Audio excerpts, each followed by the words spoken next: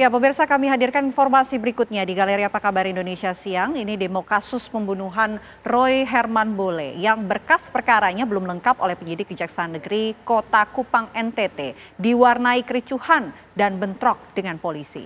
Masa pendemo menuding ada kejanggalan di pihak kejaksaan yang sengaja membolak-balikan berkas hingga masa penahanan tersangka Martin Konai dan kawan-kawan selesai dan bebas demi hukum.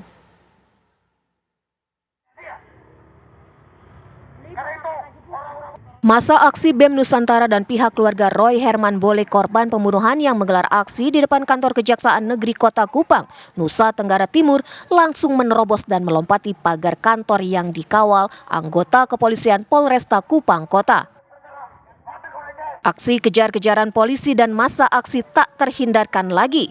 Bahkan masa aksi berulang kali bentrok saling dorong dan nyaris saling adu jotos dengan polisi yang mencoba menghalau dan menghalangi masa aksi yang hendak bertemu dengan Kepala Kejaksaan Negeri Kota Kupang.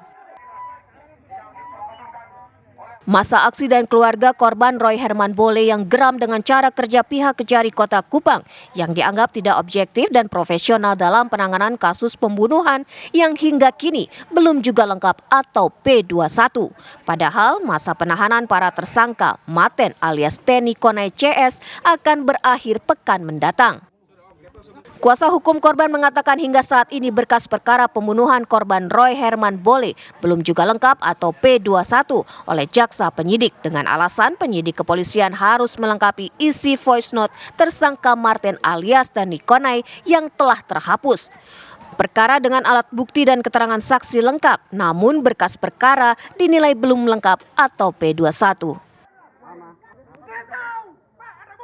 Ditambah lagi dengan keterangan saksi pidana dan penolakan pra-peradilan para tersangka oleh Pengadilan Negeri Kupang. Padahal sesuai keterangan saksi dan tersangka lain tentang voice note tersebut, apalagi keterangan ahli pidana yang menerangkan bahwa isi atau perintah dalam voice note yang telah terhapus mengajak atau menyuruh melakukan sesuatu hal pidana. Saya mengasumsikan ada kejanggalan. Menurut saya sangat aneh bin ajaib. Kalau perkara dengan alat bukti yang sudah sangat cukup, tapi kejaksaan dalam tanda kutip diduga sengaja membuat berkas perkara tersebut bolak-balik, sehingga mungkin kami menduga atau patut menduga disengaja hingga batas waktu penahanan habis, sehingga tersangka bisa bebas demi hukum.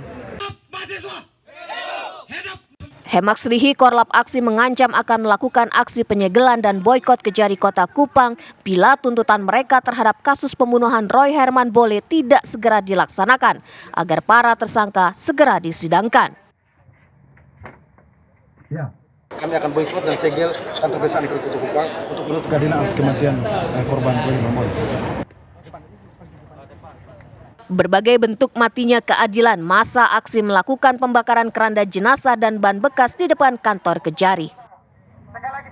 Dari Kupang, Nusa Tenggara Timur, Fritz Floris, TV One mengabarkan.